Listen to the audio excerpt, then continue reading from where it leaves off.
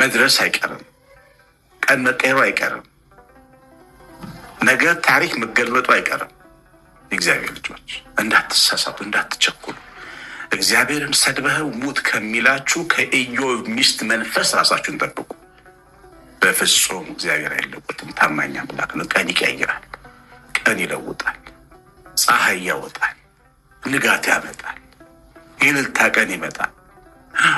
ኖ ክረምት አለፈ፣ የወፎች ድምፅ ተሰማ፣ የመዝሙር ጊዜ ደረሰ ብላችሁ ከሰሎሞን ጠቢቡ ጋር አብራችሁ የምትዘምሩበት ቀን ይመጣል። እግዚአብሔር እሱ ቀን እስኪመጣ ድረስ ግን የምናልፍበት መንገድ እግዚአብሔር ለክብር እያዘጋጀን እንደሆነ ማሳያ ምልክት መሆኑን ተረዱ እንጂ በሌላ ክፉ ሀሳብ ተወስዳችሁ አትቆጡ።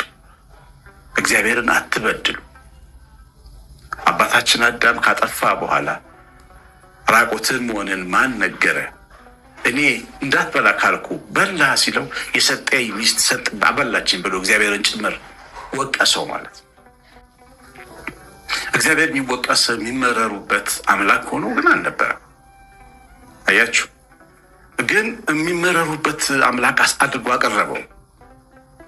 በእውነት ዮሴፍ ከአዳም ይበልጥ ነበር። አዳም በእግዚአብሔር ላይ ተማረረ። እግዚአብሔር ግን መልካምነቱ አልተቀየረም። ለእሱ ለራቆቱ ልብስ ሰጠው፣ ለደከመ መንፈሱ ተስፋ ሰጠው። ወደፊት ከሱ የሚወለድ ከሚስቱ የሚወለደው ዘር እባቡን ቀጥቅጦ እንደሚገልለት ነገረው።